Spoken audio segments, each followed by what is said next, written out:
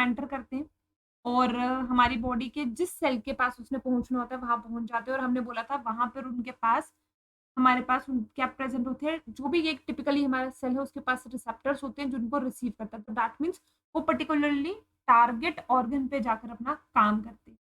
तो हार्मोन्स को हम यहाँ पे 2 टाइप्स में क्या कर सकते हैं डिवाइड। एक आपके पास होते हैं लिपिड सोल्यूबल, ठीक है? और एक आपके पास आते हैं लिपिड इनसॉल्युबल हार्मोन्स। तो पहले अगर हम बात करें, एक आते हैं हमारे पास लिपिड सोल्यूबल हार्मोन और एक आते हैं हमारे पास लिपिड इनसॉल्युबल हार्मोन्स। नाम से जैसे पता चल रहा है आपको सॉल्यूबल, दैट मीन्स आपको क्वेश्चन पूछ सकते हैं कौन से आपके ऐसे हार्मोन्स हैं जो लिपिड सॉल्युबल होते हैं और कौन से ऐसे आपके हार्मोन्स हैं जो लिपिड इनसॉल्युबल होते हैं। तो लिपिड सॉल्युबल हार्मोन्स की अगर आप बात करो, जैसे आपके थायराइड हार्मोन है।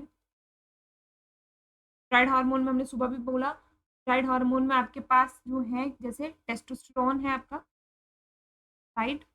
आपके पास प्रोजेस्टेरोन है, ये आपके जो है क्या है थायराइड हार्मोन्स है, ठीक है? और लिपिड इनसॉल्युबल की अगर आप बात करोगे तो आपके जितने भी अमाइनो एसिड डेरिवेटिव हार्मोन्स हैं, आपके अमाइनो एसिड डेरिवेटिव हार्मोन्स जितने भी हैं वो आपके लिपिड इनसॉल्युबल में आते हैं। जैसे आपका आ गया एड्री, ठीक है? या आपके पेप्टाइड हार्मोन्स जो वीडियो पे मैंने ऑलरेडी ये डिस्कस किया है, निमोनिक्स के साथ पेप्टाइड हार्मोन कौन से हैं आपके, स्टेरॉइड हार्मोन कौन से हैं, अमाइनो एसिड हार्मोन कौन से।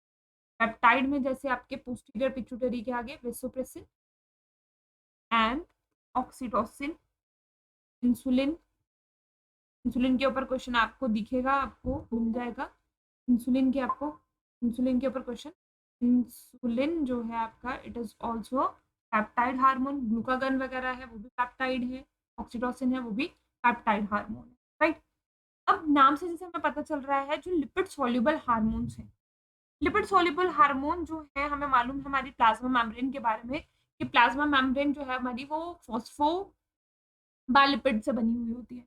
और लिपिड जो है, लिपिड वाले हार्मोन वो इजीली प्लाज्मा मेम्ब्रेन से जो है वो डायरेक्टली एंटर कर सकते हैं, उनको कोई रोक टोक नहीं है because of the nature of the plasma membrane. लेकिन जो लिपिड इनसॉल्युबल हार्मोन है वो डायरेक्टली जो है आपकी प्लाज्मा मेम्ब्रेन में एंटर नहीं कर सकते।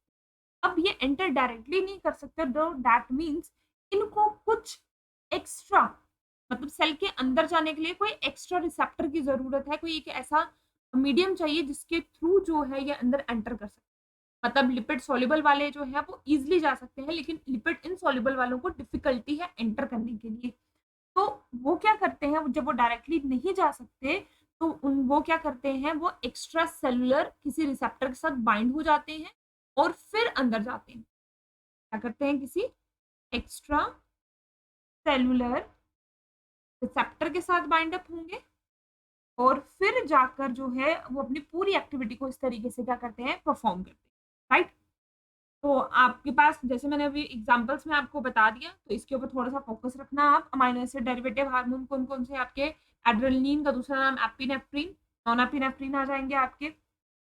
पेप्टाइड में आपको मैंने बोल दिया इंसुलिन है, ग्लूकागन आ गया आपका, थायरोकैल्सिटोनिन आ गया आपका, पिट्यूटरी हार्मोन्स आ गए। स्टेरॉइड में आपको जैसे कॉर्टिसोल, जैसे अभी इसने बोला कॉर्टिसोल आ गया, टेस्टोस्टेरोन, स्टेरॉइडल, प्रोजेस्टेरोन, ये वाले हार्मोन्स आ गए, राइट? अब हार्मोन अपना जो भी इफेक्ट है टारगेट पे जब भी देते हैं, मैंने बोला वो वहां पर एक स्पेसिफिक प्रोटीन के साथ बाइंड अप होते हैं जिसको हमने क्या बोला नाम, वो स्पेसिफिक प्रोटीन का नाम हमने बोला that is called as hormone receptor. एक बात तो पर्टिकुलरली एक लोकेशन पे होगी, टारगेट वहां पे जाकर होगी। और दूसरे आपके पास क्या होते हैं, एक आ गया आपका ये वाला कार्बन, वो जो अपना इफेक्ट टारगेट टिश्यू के ऊपर, दिमाग में यहाँ पे रखना दो चीजें हैं। एक आपका टारगेट टिश्यू है, अगर टारगेट टिश्यू के साथ बाइंड अप हो रहे हैं with the help of a specific binding protein, तब आप उसको हार्मोन रिसेप्टर बोलोगे। लेकिन अगर वही हार्मोन रिसेप्टर आपका सेल मेम्ब्रेन पे हो, ये टारगेट टिश्यू पे है, अगर आपका सेल मेम्ब्रेन पे हो, अगर आपका हार्मोन रिसेप्टर जो है it is present on the cell membrane of the target cell की सेल मेम्ब्रेन पे अगर होगा, तब आप इसको मेम्ब्रेन बाउंड रिसेप्टर बोलोगे। अब आप इसको क्या बोलोगे? आप इसको तब बोलोगे मेम्ब्रेन बाउंड रिसेप्टर, या फिर आप दूसरा नाम इसको क्या बोल सकते हो, you call it as extracellular receptor. ये हुआ जो बाहर है, तो ऑटोमेटिकली जो आपके पास कहाँ होगा, अंदर वाली तरफ होगा।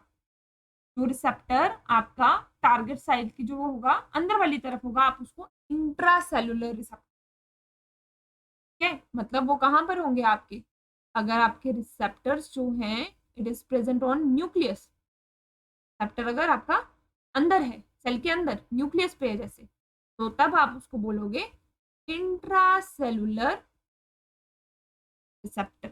ये बात क्लियर? अब हम लोगों को मैकेनिज्म में डायग्राम्स जो पढ़नी है, जो हमारे सिलेबस में है, वो दो एग्जांपल है, एक प्रोटीन हार्मोन की बताई हुई है और एक हमारे पास एग्जांपल है स्टेरॉइड हार्मोन की। एक प्रोटीन हार्मोन की है और एक हमारे पास एग्जांपल है आपकी स्टेरॉइड हार्मोन के ऊपर, राइट। तो करते हैं वन बाय वन, हम उसी से स्टार्ट। सबसे पहले एग्जांपल देखो जो हमारे पास है, जो बुक में हमारे पास मेंशन किया गया हुआ। अब हमारा हार्मोन जब भी किसी भी रिसेप्टर के साथ बाइंड अप होता है तो वो एक कॉम्प्लेक्स बनाता है, क्योंकि रिसेप्टर के साथ बाइंड हुआ तो हम उसको बोलेंगे हार्मोन रिसेप्टर कॉम्प्लेक्स। और हर एक रिसेप्टर, मैंने जैसे बोला, स्पेसिफिक हार्मोन होगा, स्पेसिफिक रिसेप्टर होगा, तभी जो है वो एक कंपैक्टिबिलिटी बनाएगा, एक बायोकेमिकल रिएक्शन को क्रिएट करेगा और तब जाकर अपनी फंक्शनिंग को क्या करेगा, कंप्लीट, राइट। अब सबसे पहले हम बात कर रहे हैं के बारे में, इसके बारे में अगर आप देखो, ये हम मैकेनिज्म पढ़ रहे हैं interaction with extra cellular membrane bound, extra cellular membrane bound जो हमारे सिलेबस में है दो। पहला आपको दिया है प्रोटीन हार्मोन के, तो एग्जांपल आप यहाँ से देख रहे हो, कौन सा हार्मोन दिया है, एफएसएच के बारे में बात की जा रही है, जो कि कैसा है आपका एक प्रोटीन हार्मोन है। अगर आपसे पूछा जाए कोई आयोडीन हार्मोन के बारे में बताओ, तो आयोडीन से दिमाग आपको एकदम से स्ट्राइक करना चाहे, आयोडीन कहाँ है, थायराइड हार्मोन पे, ठीक है। तो यहाँ पे हम बात कर रहे हैं प्रोटीन हार्मोन की, जो आपकी सेल मेम्ब्रेन के बाहर से बाइंड अप हो रहे हैं, तभी हमने इसको एक्स्ट्रा सेलुलर या मेम्ब्रेन बाउंड, हमने क्या बोला, मैकेनिज्म या रिसेप्टर बोला। अब ये हार्मोन हमने बोला जैसे इंट्रैक्ट करेगा, ये हार्मोन जैसे ही आपकी मेम्ब्रेन के साथ इंट्रैक्ट करेगा नॉर्मली, लेकिन ये टारगेट सेल के अंदर एंटर नहीं कर सकता। दैट मीन्स इसको एंटर करने के लिए क्या चाहिए, इट नीड्स सम, क्योंकि मैसेज अंदर लेके जाना है, तो इट नीड्स सम मैसेंजर। क्या बात बोल रही हूं मैं, एक हार्मोन जो आपकी मेम्ब्रेन के साथ, मेम्ब्रेन बाउंड रिसेप्टर के साथ जब बाइंड अप हो रहा है, नॉर्मली वो टारगेट सेल, इसका टारगेट ये तो नहीं है, टारगेट उसका अंदर है, टारगेट पे लगने के लिए उसको क्या चाहिए, किसी की मदद चाहिए, और जिसकी मदद चाहिए हम उसको बोलते हैं सेकेंड मैसेंजर। क्या बोलते हैं उसको, सेकेंड मैसेंजर। अब ये सेकेंड मैसेंजर आपका कोई भी पेप्टाइड हो सकता है, आपका पॉलीपेप्टाइड हो सकता है, कोई प्रोटीन हार्मोन हो सकता है, या फिर आपके कैटाकोलामाइंस हो सकते हैं जो आपके एड्रिनल ग्लैंड से रिलीज होते हैं।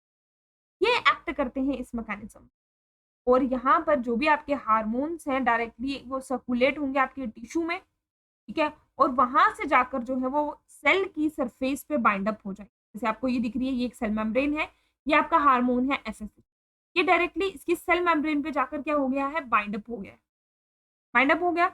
यहाँ हार्मोन जैसे इसके साथ बाइंड अप हुआ तो इसने आपके पास क्या बनाया, हार्मोन रिसेप्टर कॉम्प्लेक्स बना दिया।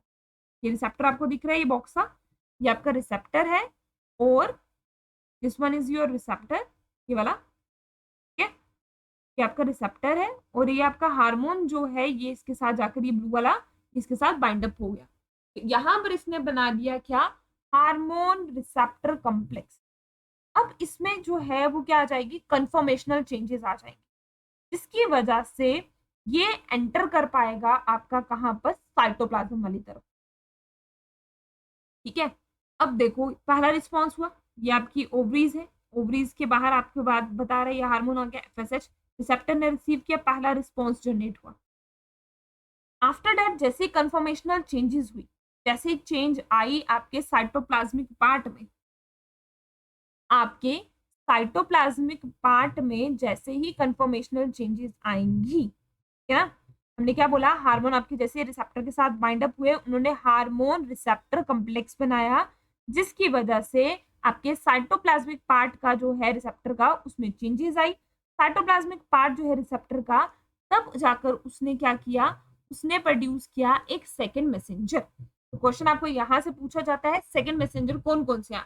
आपको ऑप्शंस दिए गए होंगे, आपको उसमें से बोला जाएगा out of this find out which one is the second messenger. तो आपको याद रखना है सेकेंड मैसेंजर आपका कौन कौन हो सकता है। It may be calcium ions, it may be cyclic AMP और इट इज आईपी। बुक में दो ही है आपके पास एएमपी, लेकिन जो आपकी मतलब फिगर है उसमें दो ही है, जो टेक्स्ट है उसमें तीनों लिखे हुए हैं। टेक्स्ट में आपको दिखेगा वहां पर कि जो भी आपके सेकेंड मैसेंजर है, it may be cyclic AMP, it may be आईपी3, it may be calcium ions, जो कि आपका सेलुलर मेटाबॉलिज्म को रेगुलेट करते हैं, राइट। जो कि आपका क्या करते हैं, रेगुलेट करते हैं आपका सेलुलर मेटाबॉलिज्म। अब जैसे ही ये यहाँ पर आएंगे चेंजेस आई, अब ये क्या करेंगे, यहाँ पर एक्टिवेट करेंगे आपकी फर्दर जो भी आपका एंजाइम सिस्टम कॉम्प्लेक्स होगा उस सेल का, वहां से बायोकेमिकल रिएक्शंस को क्या करेंगे, इनिशिएट। और जैसे ही बायोकेमिकल रिएक्शंस आपकी इनिशिएट हो जाएंगी, इन टर्न जो है वो अपना फिजिकल रिस्पॉन्स जो है वहां पर दे देंगे। तो जो भी आपका सेलुलर मेटाबॉलिज्म है वहां रेगुलेट हुआ, आपके हार्मोन जो है वो रिसेप्टर के साथ बाइंड अप हुए। जब पहले बाइंड अप हुए आप इसको बोलोगे कि आपका प्राइमरी रिस्पॉन्स क्रिएट कर रहे हैं यहाँ पर, लेकिन जब दूसरी बार आपका कर रहे हैं तब आप उसको क्या बोलोगे, सेकेंडरी रिस्पॉन्स। तो ये आपका आ जाता है कौन सा, आपका एक्स्ट्रा सेलुलर रिसेप्टर्स। एक फिगर आपकी बुक में ये वाली दी हुई है, सिंपल आपको याद रखना है, डायग्राम्स के पॉइंट्स याद रखने हैं। आपका एक्स्ट्रा सेलुलर, जैसे ही आपका एक एफएसएच का मॉलिक्यूल आया, उसने आपकी ओवरी की सेल मेम्ब्रेन के साथ बाइंड अप हुआ, पहला रिस्पॉन्स क्रिएट हुआ। उस रिस्पॉन्स के क्रिएट होते जब उसने अंदर फंक्शनिंग करनी थी, उसने क्या किया, साइटोप्लाज्मिक पार्ट में चेंजेस लाई। चेंजेस लाते ही उसको एक जरूरत पड़ी किसकी, सेकेंड मैसेंजर की, जो उसका काम आगे तक ले जाएगा। जैसे ही सेकेंड मैसेंजर उसके साथ बाइंड अप होगा तो वो जनरेट करेंगे बायोकेमिकल रिस्पॉन्सेज, जिसकी वजह से जो एक्चुअली काम वो एफएसएच करने आए हैं वहां पर ओवरीज में ओवा की फॉलिकल्स बनाने का, तो वो फिजियोलॉजिकल रिस्पॉन्सेज जो है वहां पर क्या करेंगे, जनरेट करेंगे। ये आपका आ गया एक पार्ट, राइट। यहां तक दूसरी आपकी डायग्राम दी हुई है आपको एनसीईआरटी में, वो आपकी दी हुई है आपका स्टीरॉयड हार्मोन के बारे में। इसके लिए आपको स्टीरॉयड हार्मोन की दी है। तो स्टीरॉयड हार्मोन में भी आपके पास हार्मोन लिया है, that is the oestrogen hormone लिया हुआ है। तो इस हार्मोन की अगर आप बात करो तो ये कैसा है, ये न्यूक्लियस के अंदर जाकर काम कर रहा है। तो मतलब ये कैसा हुआ आपका, इंट्रासेलुलर, राइट। अब यहां पर जो है का मतलब ये वाला आपका कैसा हुआ, लिपिड सॉल्युबल, तो कोई दिक्कत नहीं आएगी, ये इजिली एंटर कर जाएगा। इस मेम्ब्रेन को क्रॉस किया इसने, इजिली एंटर कर गया। जैसे ही ये इसके अंदर इजिली एंटर कर जाएगा, इसको कोई डिफिकल्टी नहीं आनी है अंदर टारगेट सेल तक पहुंचने के लिए। पहुंचा, इसने क्या किया, साइटोप्लाज्म में जैसे ही ये यहाँ पर होंगे इंट्रासेलुलर रिसेप्टर, ये उनके साथ बाइंड अप कर जाएगा। ठीक है, ये मेम्ब्रेन है, ये सेल की मेम्ब्रेन आ गई अंदर वाले, ये न्यूक्लियस है, न्यूक्लियर, ये सेल की मेम्ब्रेन है, ये न्यूक्लियर मेम्ब्रेन है। तो ये अंदर न्यूक्लियस के ऊपर अटैक कर रहा है, तभी हमने इसको बोला इंट्रासेलुलर रिसेप्टर्स होते हैं यहाँ पर। ये इनके साथ बाइंड अप हो जाएगा, ये वाली डायग्राम देखो, ये बाइंड अप हो गया यहाँ पर। और यहाँ पर सिमिलरली इसने फिर से क्या बनाया, यहाँ पर रिसेप्टर हार्मोन कॉम्प्लेक्स, चेंजेस आई, बायोकेमिकल रिएक्शंस को ये क्या करेगा, सिमिलरली जब वो उसका एमआरएनए है वो प्रोटीन बना रहा है, उसके साथ साथ ही ये अपने टिश्यू की भी ग्रोथ करेगा, डिफ्रेंशिएट करेगा और अपना बायोकेमिकल जो एक्शन है वो यहाँ पर क्या करेगा, कंप्लीट। ठीक, लेकिन यहाँ पर जो पॉइंट याद रखना है और हम लोगों को वो क्या याद रखना है, स्टीरॉयड हार्मोन्स में ये दोनों, एक आपका स्टीरॉयड हार्मोन जितने हैं वो भी इसमें आ रहे हैं, दूसरे आपका जो आइडो थायरोनिन है जो आपका जो आपका थायराइड हार्मोन से है वो भी इसी कैटेगरी में आते हैं। जैसे ही आपका जो है आपका मॉलिक्यूल जो भी है जैसे एंटर करेगा सेल में, साइटोप्लाज्म में आ जाएगा, वो इंटरसेलुलर रिसेप्टर के साथ बाइंड अप करेगा, कॉम्प्लेक्स बनाएगा, आपके क्रोमोसोम्स पे रेगुलेटरी जीन बनाएगा, जीन अपना एक्सप्रेशन शो करेगा। तो जैसे जीन अपना एक्सप्रेशन शो करेगा वैसे ही अपना फंक्शन को क्या कर देंगे, कंप्लीट। और साथ में दूसरा पॉइंट याद रखोगे, थायराइड हार्मोन्स जो हैं इनमें ये थोड़े कैसे होते हैं, स्लो प्रोसेस होते हैं, स्लो होते हैं लेकिन लॉन्ग लास्टिंग होते हैं। इसका मतलब ये है हमारे पास जो आपके पास लिपिड इनसॉल्युबल होते हैं, जो आपके पास लिपिड इनसॉल्युबल होते हैं वो कैसे होंगे, वो एज कंपैरेटिवली थोड़े कैसे होंगे, इससे फास्ट।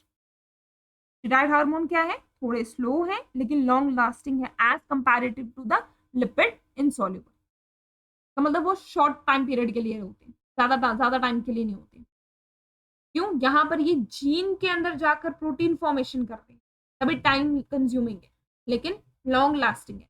वो कैसे होंगे, उनका फंक्शन एज कंपैरेटिवली इनके क्या होगा, फास्ट होगा लेकिन शॉर्ट लिव्ड होंगे। अब आप यहाँ देख सकते हो ये हार्मोन है, ये आपकी सेल, जो आपका यूट्रस है, यूट्रस की सेल मेम्ब्रेन से डायरेक्टली जो है एंटर कर गया उसके न्यूक्लियस के अंदर जो है इंट्रासेलुलर रिसेप्टर के साथ बाइंड अप हुआ, रिसेप्टर हार्मोन कॉम्प्लेक्स बनाया, उसके जेनेटिक उसमें गया, वहां पर एमआरएनए के साथ जब प्रोटीन बनाया, जीन एक्सप्रेशन करेगा, जैसे जीन एक्सप्रेशन होगा साथ ही साथ ये भी अपना एक्सप्रेशन को क्या कर देगा, शो कर देगा। मेन इंपॉर्टेंट क्वेश्चन यहाँ से मैंने क्या क्या बोले, आपको जो पूछा जाएगा वो आपको पूछा जाएगा, आपको एग्जांपल्स पूछी जाएंगी पेप्टाइड हार्मोन की, स्टेरॉइड हार्मोन की, अमाइनो एसिड डेरिवेटिव हार्मोन कौन से होते हैं, और मेनली क्वेश्चन आता है आपके पास जो आपका लिपिड सोल्यूबल में क्या होगा, लिपिड इनसोल्यूबल में क्या होगा, और क्वेश्चन आपको मिलेगा सेकंड मैसेंजर कौन सा है और कौन सा।